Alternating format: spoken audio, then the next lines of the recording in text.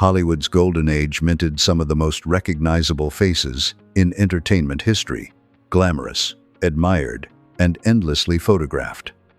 But behind the bright lights, a surprising number of those icons made spectacularly bad decisions that quietly destroyed everything they'd built.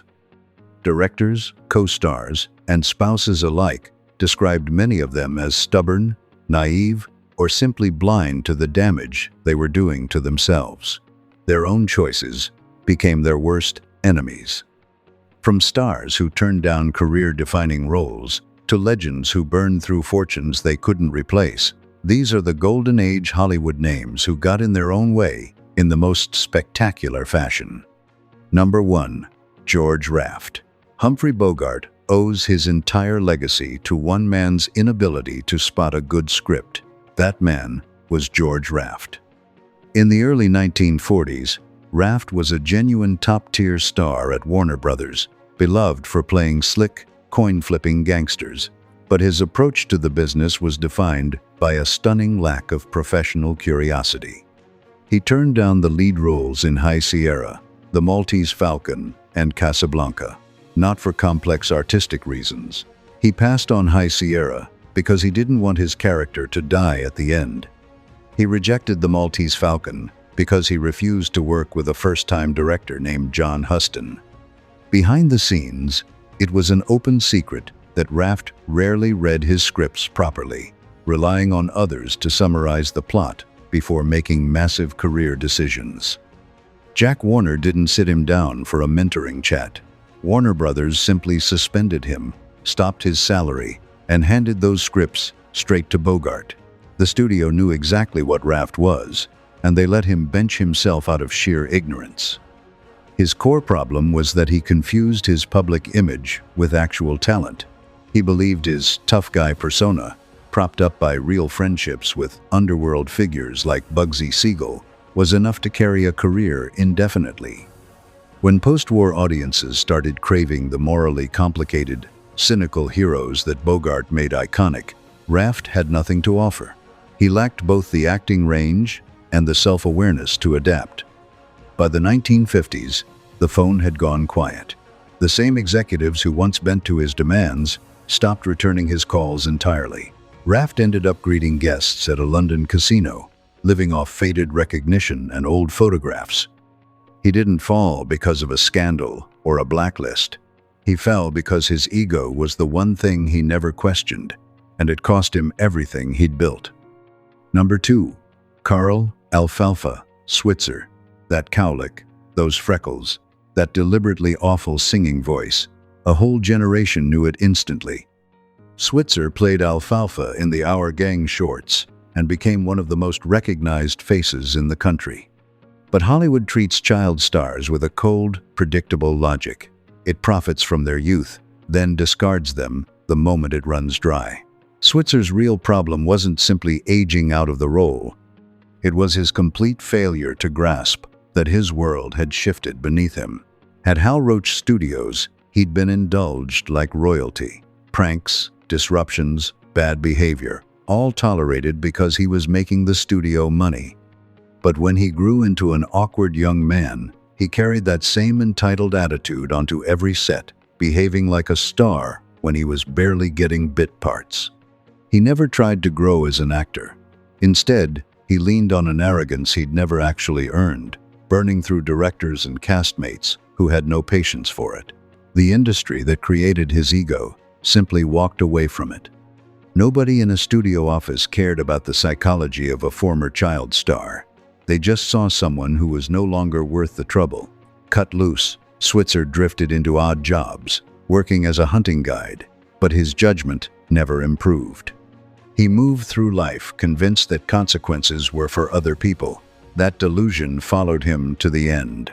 In early 1959, a dispute over a lost dog and a $50 reward turned into a confrontation he couldn't control.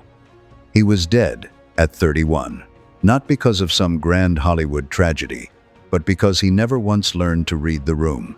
The studio built the illusion, but Switzer was the one who chose to keep living inside it. Number 3. Johnny Weissmuller. He became one of Hollywood's highest-paid stars for a reason that says everything about how the studio system worked. He genuinely couldn't act. A 5-time Olympic swimming champion, Weissmuller had the physique to play Tarzan and nothing else. MGM discovered the problem almost immediately. He couldn't memorize basic lines, and what little he did deliver landed like a plank of wood, so the studio didn't bother fixing him. They stripped Tarzan of real dialogue, reduced him to grunts and broken English, and engineered that famous yell in post-production. They didn't want an artist. They wanted a profitable body on screen. And Weissmuller was perfectly happy with the arrangement, largely because he had no idea how completely the machine was running his life. For nearly 2 decades, he swung from vines, never questioning his contracts, never pushing for a different role, never learning a single thing about the craft he was supposedly practicing. When he aged out of a loincloth, MGM quietly stopped calling. Without the studio bubble around him, the gaps became impossible to ignore. He burned through his earnings on disastrous business decisions and cycled through 5 marriages. The executives who'd managed every corner of his career were gone, and he had nothing practical left to show for it.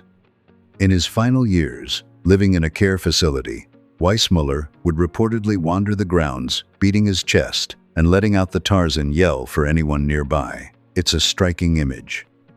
The studio built him a fantasy identity because he couldn't survive as a real actor, and when the real world closed in, that fantasy was all he had left. Next up, number 4. Neal. Neal played a desperate hitchhiker whose life unravels through sheer bad luck. The cruel irony is that in real life, he didn't need bad luck. He was more than capable of destroying himself on his own. Despite holding a law degree, Neal had zero capacity for restraint in post-war Hollywood. He operated on a schoolyard logic, genuinely believing that physical dominance could replace professional skill. Rather than building relationships with studio heads, he built a reputation as a volatile, loose cannon nobody could trust. Executives didn't see a passionate artist. They saw a liability. In 1951, that liability finally exploded.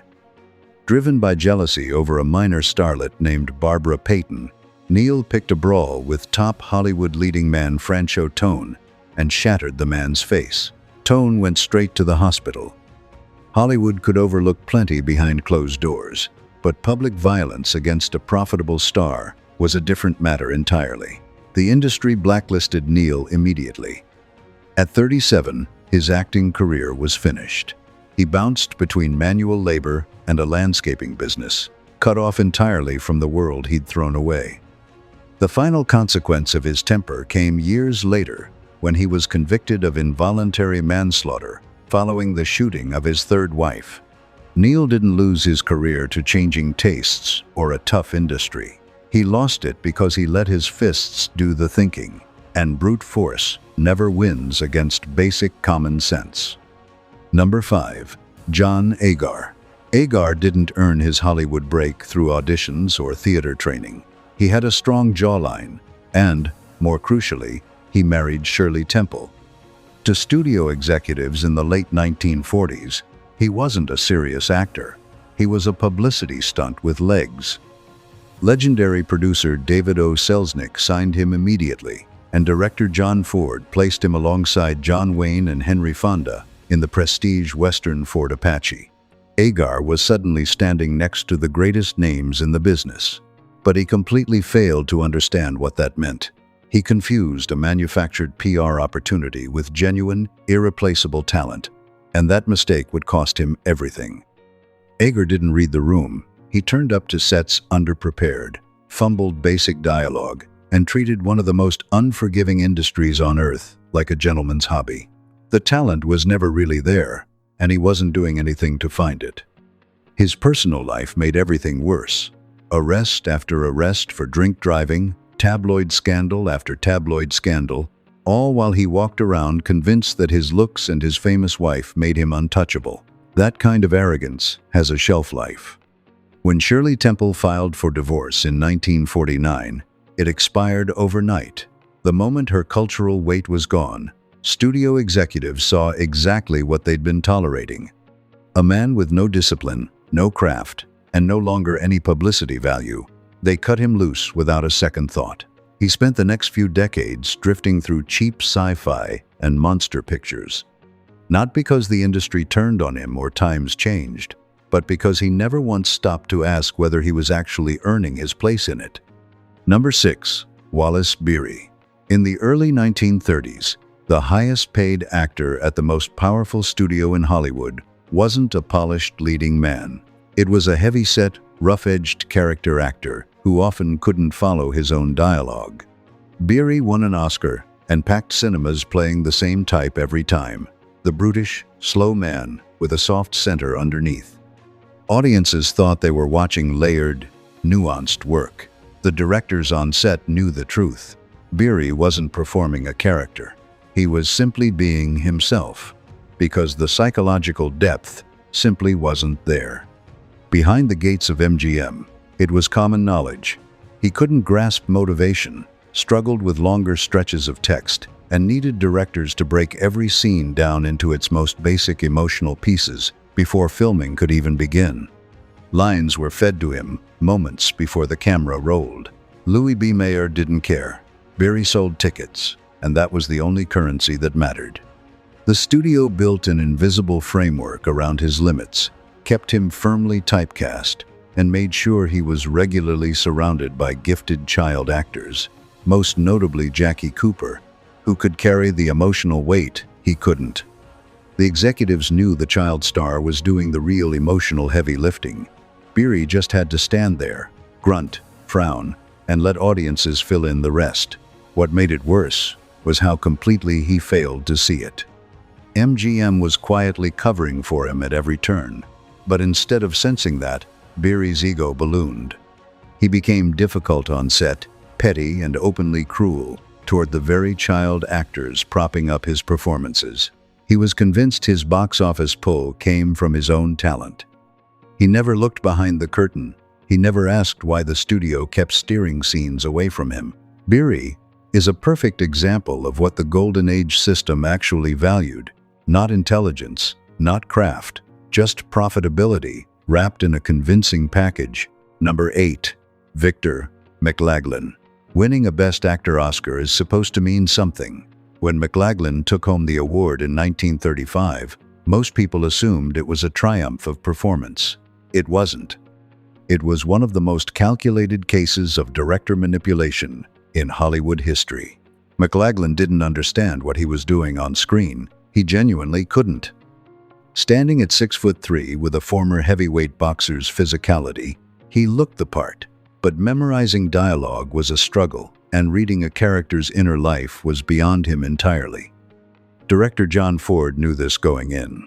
When he cast McLaglen as the lead in The Informer, he skipped the acting lessons and started pulling levers instead. Ford changed the shooting schedule without warning to catch him off guard. He fed him contradictory directions to keep him rattled. According to industry lore, he even made sure McLaglen showed up to key scenes heavily hungover, just to get that look of raw, hollow misery. What audiences saw was a man crumbling under psychological pressure. What they were actually watching was a confused actor reacting to real discomfort he didn't understand. Ford built the performance from the outside in, and McLaglen never knew the difference. The supreme irony is that McLaglen gladly soaked up every bit of industry praise, with no apparent awareness that he'd been completely played. He spent the rest of his long and successful career giving the studios exactly what they wanted, churning out hulking, dim-witted characters in John Wayne westerns, like The Quiet Man. He didn't get there through bold artistic choices. He got there by never pushing back, proving that in the Golden Age, a director just needed to know which buttons to press. Number 9. Margaret Dumont. Next time you watch Groucho Marx fire one of his razor-sharp, deeply insulting one-liners at Dumont in something like Duck Soup, look closely at her face. That expression of baffled, wounded dignity isn't a comedic actress brilliantly playing along. That's a woman who genuinely doesn't know what's happening. Dumont is widely celebrated as the greatest straight woman in the history of American comedy. But the truth behind that status is a little cruel. Groucho himself said she almost never understood the jokes. She didn't follow the satire, the double meanings, or the sheer chaos the Marx Brothers dragged onto the screen with them. She was simply tuned to a completely different frequency.